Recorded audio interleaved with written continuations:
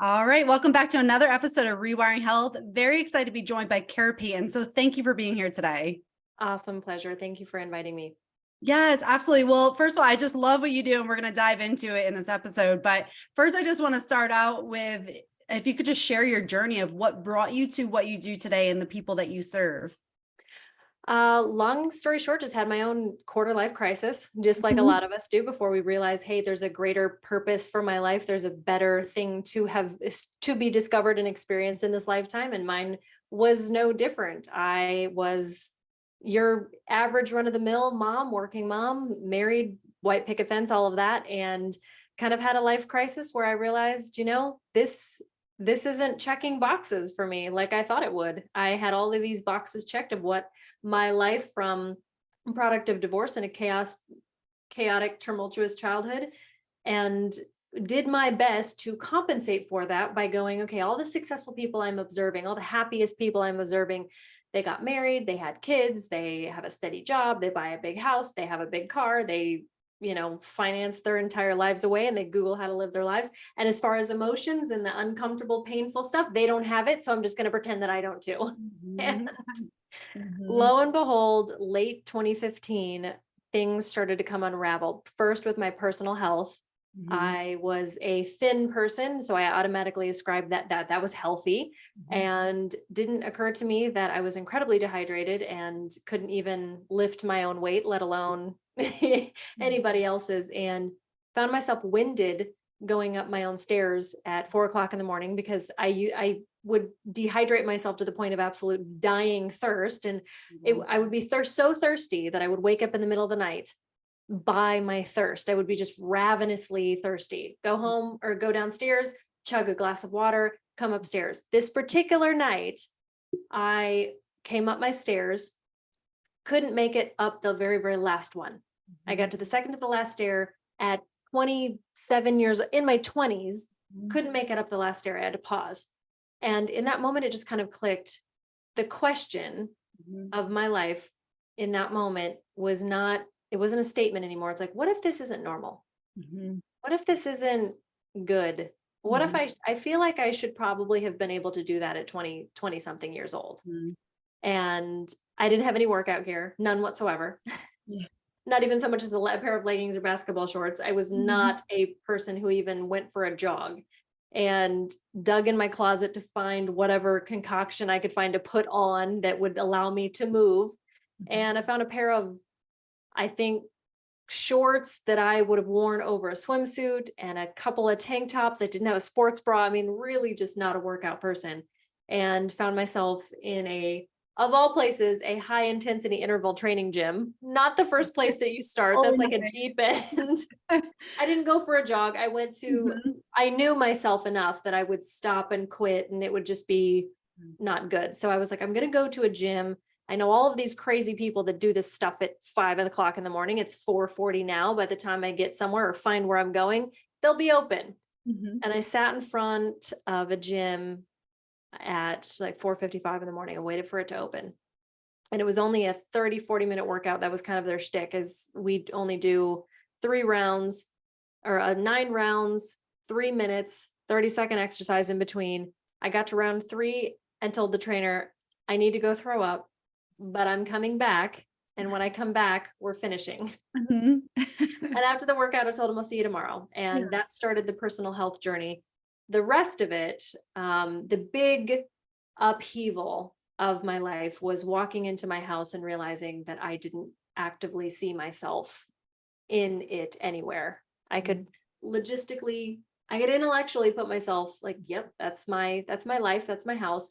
But kind of panicked in that moment, thinking, oh my gosh, when I got this house, when I had this Mercedes, when I had this status, when I had this number of dollars in the bank, I was supposed to feel something, and I Yeah. don't. And Mhm. I panicked and audibly said out to the universe, God, if this is all that there is to life, can I please be happy with it? But if it's not, break me open and show me what I'm missing, because I'm really unhappy.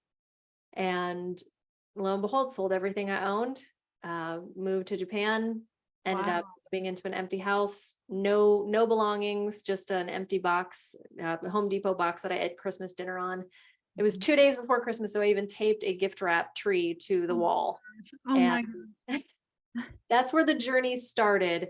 And from there, it took off. I started volunteering with Tony Robbins, and pretty much the rest is history after that. After doing that for several years and loving every second of it, I knew that there was more to mindsets and mantras, the mind work, and that the things that I wanted to change, I made massive, don't get me wrong, the mindsets and mantras did such an amazing thing for me and got me so much further into my awareness of what these structures were doing in my thought habits and the things that our language, our lens, our physiology was fantastic. But there was some part of it that felt like there was a glass ceiling, that I was still stuck behind something that I couldn't necessarily see. And then I started to get curious, and over years' time, developing my own method, I realized that there's an entire other system that's 80% of the work that I was going to go through. And as I put myself through it, I ended up coming up with the reauthentication method and the Unshakable Woman program. And it started out just me teaching me. And then slowly over time, I started to go, I wonder if this applies. I wonder if this would help. And I started teaching it. And that's when the podcast in 2020 came along. As 2020, the conversations around anxiety and depression and all of these things started to skyrocket, but nobody else was speaking to those voices to say, hey, let's talk, let's bring this into a conversation. So started the podcast, and 3 years later, here we are with, top ranked podcast globally with all sorts of amazing people on it. And the program is taking off full of fire and spunk, and helping people really actually get past the subconscious barriers and what our nervous system holds.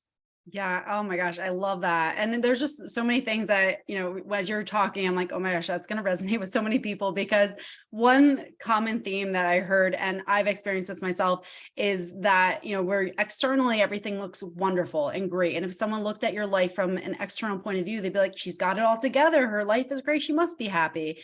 But when you're not fulfilled inside and you're not doing that inner work, it's very hollow. There's a void there that can't be filled by any monetary thing. And I think there's so many people that feel that, like, well, what's wrong with me? I have this house. I have so many things to be grateful for, but it's not hitting me. Yeah. Or I have this degree, but it didn't hit, or I have this job. And you're always looking for the next external fix to fill that inner void. And I think so many people just resonate with that.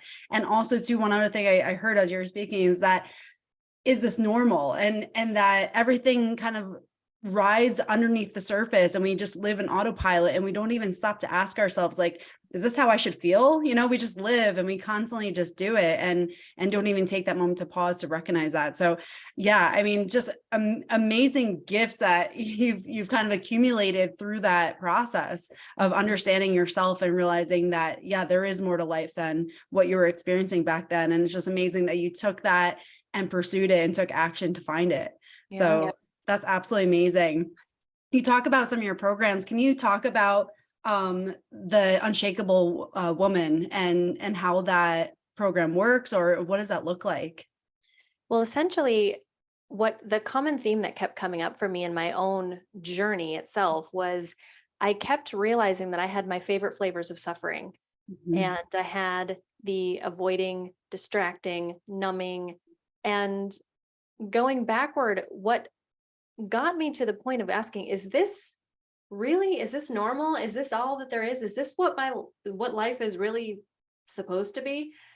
It started the questioning process, and that self-inquiry process dove all the way through the layers of the things that I had done to insulate myself and from the truth, from an authentic expression of who I even was. At this point, I had been through countless relationships where I had become a shell of myself to want to be loved, or get the career, or get the client, or any number of things. I just basically would find myself in a constant negotiation process, self-negotiation, where I'm on the table, and certain parts of myself, certain parts of my personality or character or desires or goals or anything was on the chopping block to go, okay, to have this relationship, to maintain this level of comfort, I have to take this part of me out of the situation. I have to lock it up and store it away. And it's kind of like, the Horcruxes in Voldemort, where you just take a piece of your soul and throw it and discard it and just like, this is who I have to be in order to stay in this marriage. This is who I have to be in order to maintain this toxic family dynamic, or whatever the case. Any number of us, we do this all the time. And common theme, after years of going through that, I realized it's not a missing piece. It's not something, no piece of knowledge out there. It's not a gap of something that's missing with me that I'm going to find in the relationship and the career and the money and the whatever. It's the unlearning that there is no missing piece. It's the rejection altogether of inauthentic living. I'm not looking for my authentic self or anything out there. Our authentic self is inherent. It's who we are. It cannot be created nor destroyed. It's like energy. It's our personality. It cannot be created nor destroyed. There is a place within you where your aliveness, your happiness, your wholeness is alive and well. It's undisturbed. The problem is to have it restored to us in full sight. We have to get all the crap out of the way. We have to get the things that we've learned, the things that we've had to become, the things we've had to adopt, the things we have to take away that are not us. I call it the not you. We have to unfold the not you to find who you are. And so it is a very intensive, deep dive self-exploration in the reauthenticated method that I use to peel away, sometimes painfully, but always with safety and always with openness, but honesty. There's truth and grace in both parts that guide someone through the process of the perception. So there's a 3 Ps method that I use.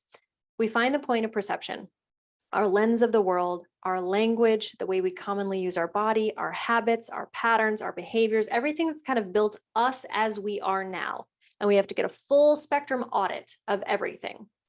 And then we purge what is no longer working for us. And that's where some of our somatic healing comes from. That's where some of our meditations comes from. That's where some of our nervous system resetting and our subconscious reprogramming comes from. That's where all of that is implemented.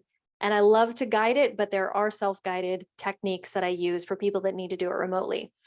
But essentially, we are shoving out, releasing out, expressing out all of the not you.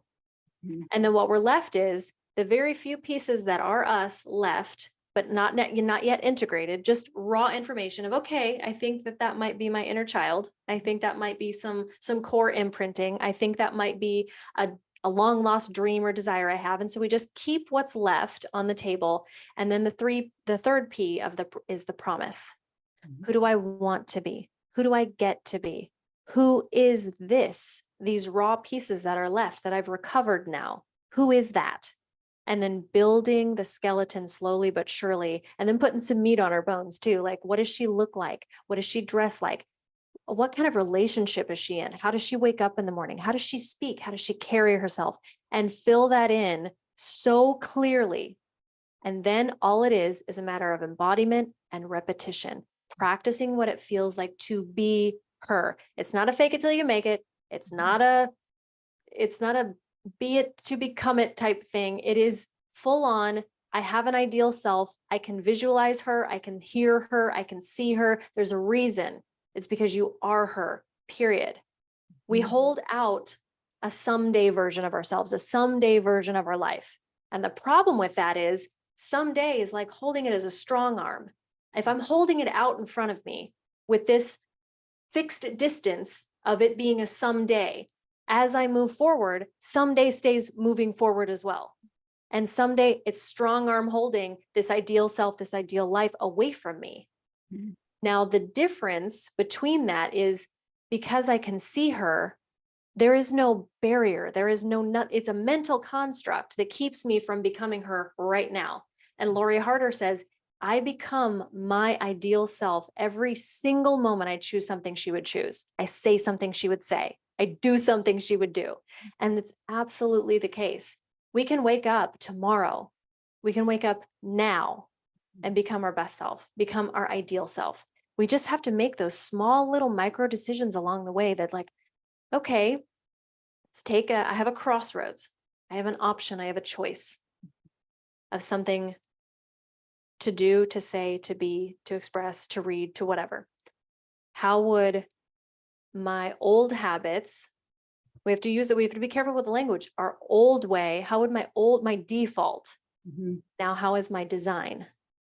We have Mhm. our default and design. And the moment we choose the design, every single time we choose a design, we choose it. It's exactly how we've gotten to the place where we are right now. We choose it until it's memorized. And that's a habit is just something that you choose eventually because it reaches the point of memorization. Mhm. We think that a habit is some sort of mysterious construct. It's like 10 days to create a new habit, 21 days to create. Now we're hearing 7 years to create a habit, 13 months to create a habit. Who knows? Mhm. It's different for every person and it's different for every activity. There are Mhm. things that we can memorize that take a week. There's things that'll take 3 months. There's things that'll take forever to try. And it's something we have to intentionally choose, and it never quite sticks into memorization. But the mechanics of a habit are quite simple. A habit is formed by repetition until memorization. That's it. Mhm. There's no, how to create a flat stomach in 10 days. What happens on day 11 then? It's just fixed in my memory, maybe, but maybe not. So then Mhm. does that mean the habit failed or that I failed? Neither is true. So it really kind of helps someone totally reframe how they view themselves, how they view others, how they view the world. And then it works to reverse engineer how we show up that way in all of these places. So we deal with health, wealth, and relationships, because I feel like those are the three areas that we get the most tripped up in. People will come to me, I want to save my marriage. I want to save my career. My boss, I'm in such bad health. So those are the three areas. But ultimately, there's some level of inauthenticity that took place in those, which is causing the pain points and the rub and the anxiety that we go through. Anxiety is just a symptom. It's a signal that said, I'm alerting you. I'm trying to tell you this isn't working. I need you to do something about it. And then we mask the anxiety, and we mask the alarm system that our body was trying to tell us, hey, your inner being isn't going that way. So what are you doing? Yeah, totally. And the big thing of that is that when you don't listen to the signals, they yell louder. And then it Yes. comes in the form of more anxiety, more pain, more tension, whatever it is, whatever way it shows up in you, it just yells louder. So we have to honor those signals. And I just like how you explain that too, because it takes that blame that a lot of people put on themselves, like what's wrong with me, and just helps them recognize like there's something I can do this, and that this has been a pattern of behavior that has been a subconscious choice a lot of times and in what they've done, but now they can recognize like what's going on within the system and then choose a better version of themselves and not feel like they have to do this complete overhaul. And I also like how you say, so when, like someday that, no, it has to be now, and it's like we have to choose to move forward now. And if we always wait for the perfect conditions or the perfect situation to make that change, that's never going to happen, because we're waiting for our inner body to change before our external world can change. So it's like, amazing how someday is never today. yeah, That's the funniest thing. yeah. And a lot of times that, there's discomfort in change. It's uncomfortable because you've learned a pattern, even if it doesn't serve you, that's familiar. So your brain wants to go back to the familiar because it knows it's predictable. And so it is a little uncomfortable to change, but it's, I heard it this weekend, hell is getting to your deathbed and realizing that you never lived your potential. And it's like so powerful. Like we're all destined for these great things, but if you're not making those changes to live your authentic self, like you're saying, then you're really missing a big piece of how to live a happy life. So yeah, I love that. And I love your 3 Ps of the program, because it's just, it just makes it so actionable and obtainable, because a lot of times I think people don't really, it seems so obscure, but like when you talk about, we don't have to do these big things, we just have to remove some things, that feels a lot less overwhelming, especially if you're a high achiever, where it can be very overwhelming. The last thing you want is another job. Like if you say, well, I'll take some things off your plate. Okay. Now the brain's like, all right, I'll join this. So yeah, High I just achievers, we do that. And honestly, most of the people that come into my world that are most relieved about it are the ones that were the high achievers, because they want to add to cart, they want to click to access, they want to register for, they want the thing, just give me the thing to buy. And we buy other people's BS to avoid dealing with our own. And, True. it's more distraction. It's more avoidance. It's more of our tactics to stay small and it's so much easier to blame. My God, it's so much easier to go, I can't help it because of the economy. I can't because my partner won't.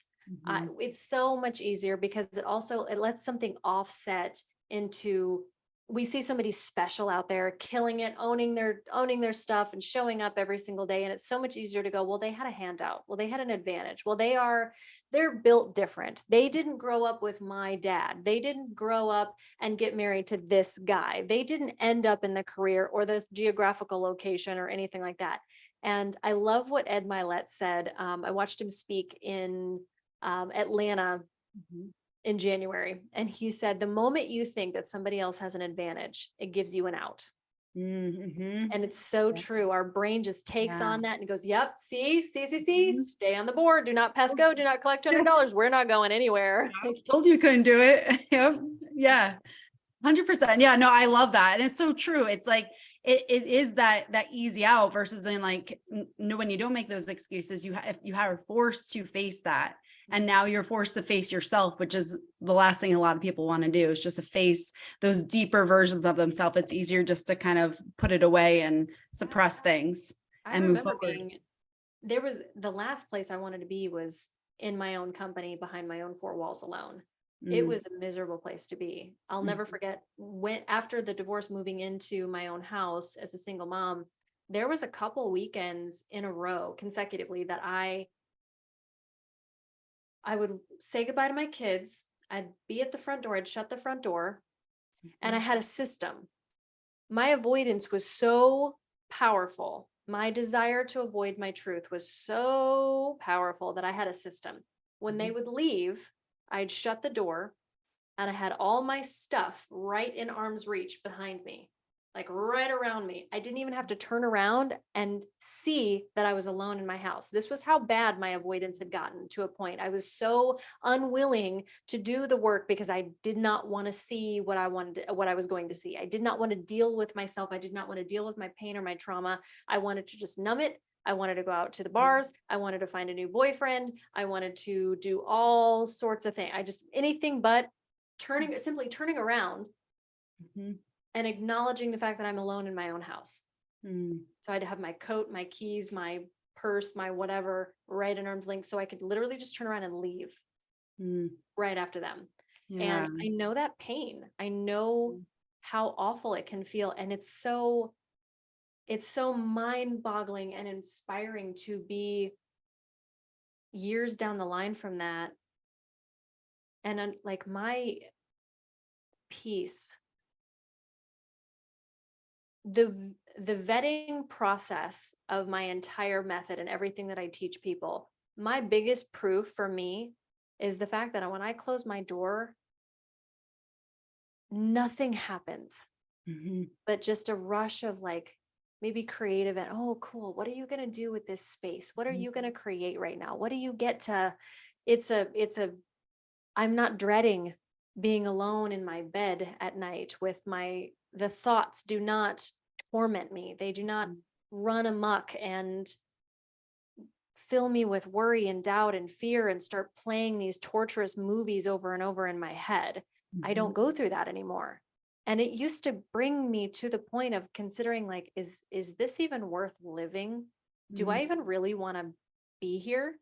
And to walk from somebody who was suicidal, conditionally suicidal, it always had to be something that went really wrong. I didn't live suicidal, but if there was anything that occurred that kind of upset the apple cart in my life, it was so quickly like, maybe I just don't need to be here. Maybe it would just be better if I wasn't here. And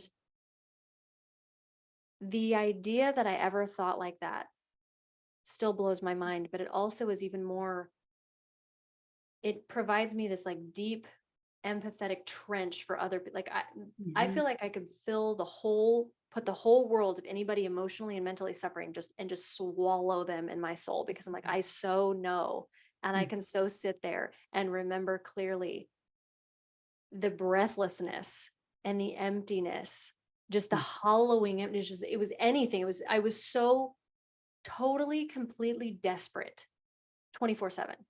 Mm. And so to be able to go through that gave me the ability and the gift to speak to that. I know what it feels like to feel like the bottomless pit. It's just always bottomless.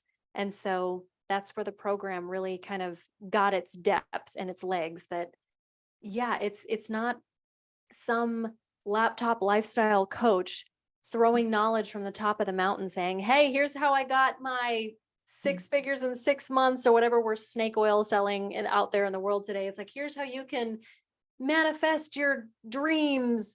But then they're talking about how to manifest their dreams on their mountain and their desire with their personality and their method. And their, it's just like, it's all backwards. We need to create a world where people self-reference my mountain, my desires, my deep trench, my path, and my healing journey, and get them there. 100%. Yeah. It's all about, whoever's listening, it's about what you're going through right now. But take this as a testament to the ability to make that transformation from going from a place where you describe to a place where now you're able to help people and help the past version of yourself. I mean, that's just a testament to the power of healing and the power of working through the nervous system, subconscious mind, and just living in your own power. So thank you for sharing all that, because it is just a beautiful transformation to see that. And I hope for anyone who's listening, if you're in a place like, Kara just described, like, I hope you just take that and realize that, like, you can heal and get out of that place and get to a place where you can enjoy life and feel fulfilled. So thank you. For anyone, again, who's listening and feels like they're in that place that you described, where would you recommend just starting? Because it can feel very foreign, this, big overarching change, but where would you say to that person, like, just to start, something they can do today that can help move them just the tiniest step forward in their life? Well, first, what I would speak about that place is just to validate that, I spent hundreds of thousands of dollars in therapy, on retreats, on books, on programs, on coaching, on all of the, I even I cast my crown wherever. I was just like, whatever will work. I found myself in church simultaneously, meditating with, I was doing the crystals and the astrology and looking up moon stuff. And I was just like, I don't know, maybe I need a person. I would take every single personality test known to man. I would just anything that I drove my friends probably nuts. They were amazingly supportive and they were there for me through it all. But I imagine there were some times where like, maybe I just need to cut my ties with this one. She's just a lost cause. And there's a reason why nothing fits out there. So if you're listening to this and you're just, I can't find it, there's a reason. When we're looking outward, nothing out there is going to be, we're going to look aimlessly. It's like looking for your keys in the kitchen when you swear to God you left them. It's in the kitchen when they're in the bedroom. You can look all you want. You can open every single drawer, every single cabinet. You can scour the fridge. You can climb into the back of your freezer and look. But if it's not there, it's not there. And if you are endlessly searching, my challenge to you would be, you don't even have to say it for certain. What if it was inside? What if you need to turn inward, not outward? I'm not saying that's where it is. I'm not even going so far as to make a giant claim.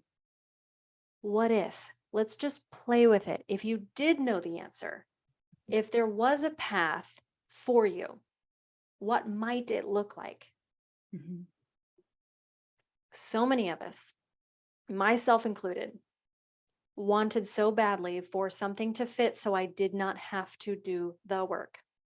Everybody says, do the work on yourself. And I was like, I have no freaking idea what you mean. This wine is fine. Thank you. I just need another month on a dating app and I will fix it. The problem with that is it always has an expiration date. It works for so long. It works for another year. It might get us to, well, I reinvented, I colored my hair, I changed my career, I moved. A big thing for me is I moved, I serial moved, and I serial relationshiped to myself to death. And I finally had to realize, okay, wow. I'm not going to find myself 50, 60 years old. still going through this damn cycle. I watched my parents do it. And it just was like, all right, stop. This method doesn't work. This modality doesn't work. I'm tired. Mm-hmm. If that's you, if you're just freaking exhausted, there's a reason. And your exhaustion indicates your readiness.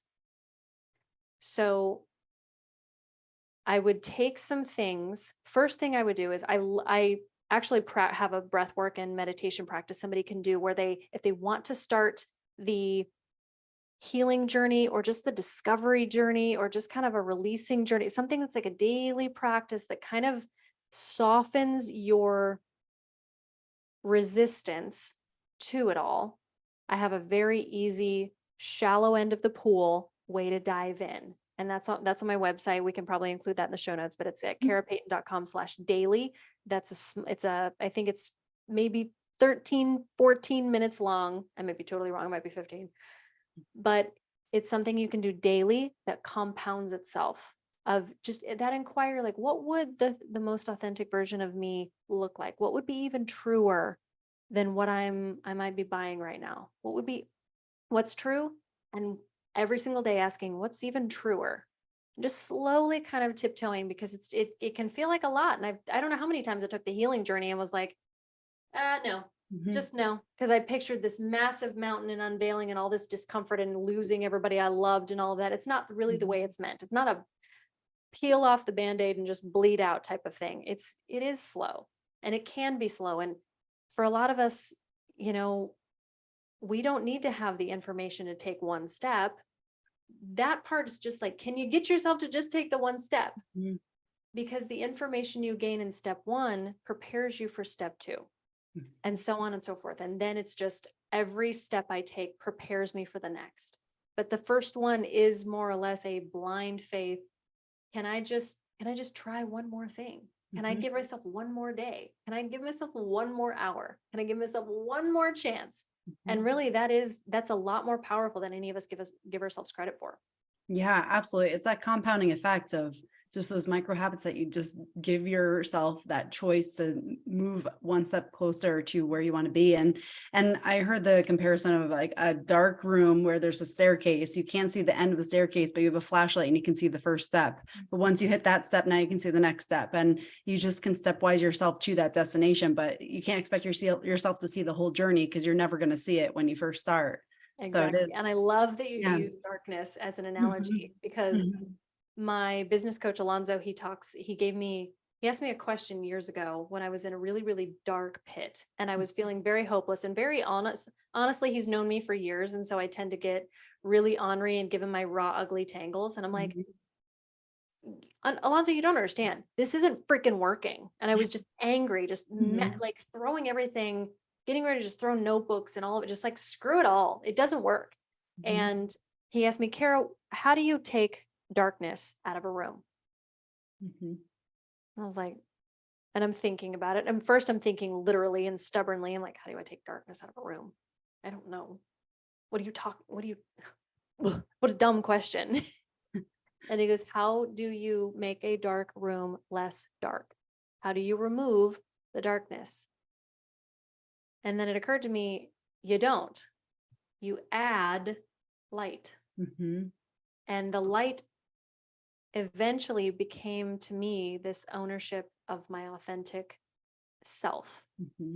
And so light, more authenticity. We do not have a problem with authenticity. We have a problem of an abundance of inauthenticity. And we need to start removing the subtraction and making it simple. And so that's why I developed that practice that is, you don't need to find yourself. Yeah. You need to find your not self and tell her to go kick rocks. So true. Yeah, it's so true. And it's like we all have that version that we show the world. And then it's like behind closed doors, we know there's another version of that self. And it's like the bigger the gap that is, the more inner turmoil we experience. And it's, decreasing that gap to the point where you don't need that gap. You don't have that version of yourself they have to show the world. You're just you. And then just accept that and allow the world to see you for who you are. And it's just, And it's hard. I It mean, is, yeah. when you think about it, it's a beautiful protective measure, because Mhm. if I give you some sort of fake BS version of myself and you reject that, I'm Yeah. scot-free. I'm off Mhm. the hook. If I Yeah. try something and it fails, but I didn't put all of me into it, no big deal. But a big but. Mhm.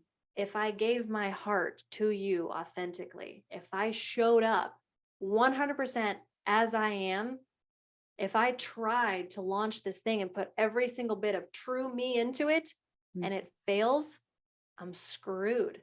There's nothing to block that pain from piercing me, Mhm. absolutely piercing me. And it's vulnerable.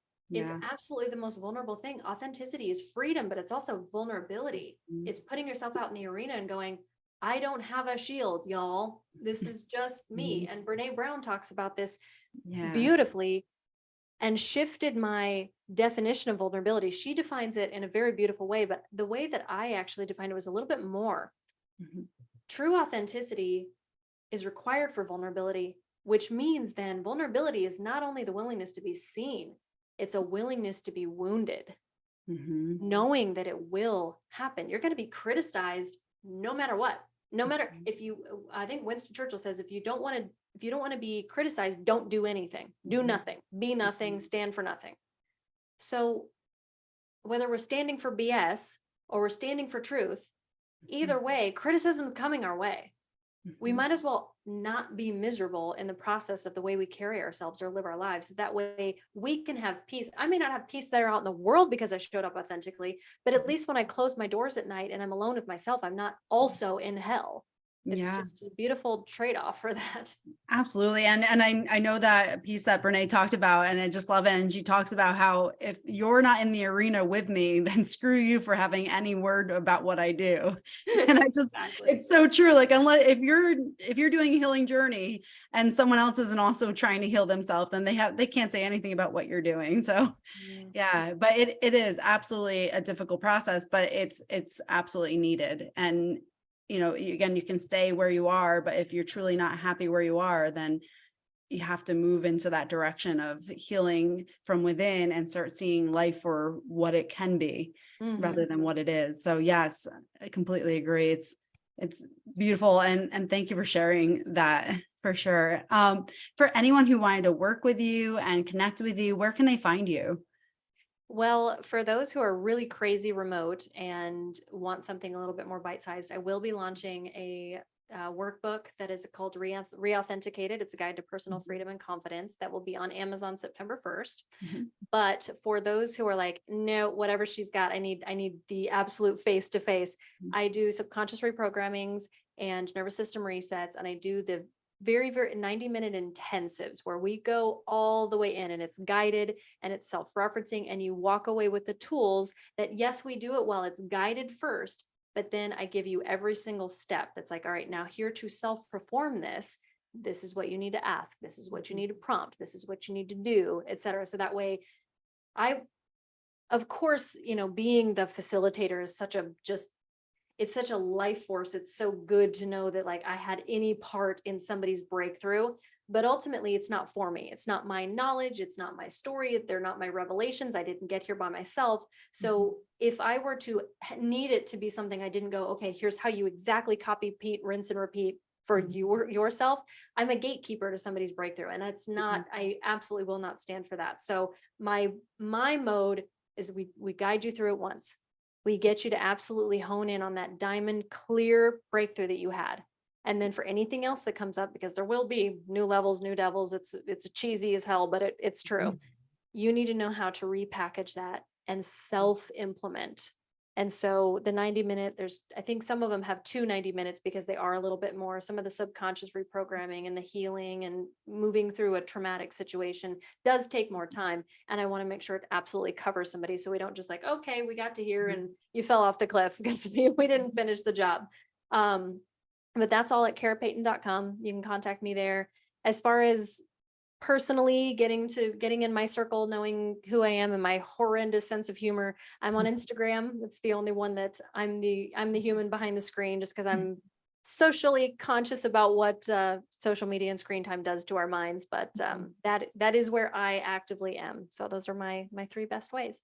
Great. And I'll put everything in the show notes too for anyone listening who wants to connect with you. That'll all be there. Well, thank you so much. I've truly enjoyed this conversation. I think it's something that will benefit many people, because I know there's so many people, especially in these times, who feel that disconnect, feel that they want more in life and don't know where to get it, and just feel like there's something greater than what they're experiencing. So thank you so much for sharing your journey and sharing your insight and all that. Absolutely. I'm happy it was valuable. Yes, absolutely. And again, for anyone listening, if you haven't done so already, please subscribe to the podcast and then share this episode too with someone who you think would also benefit with it from it. So thank you again, Kara. Thank you.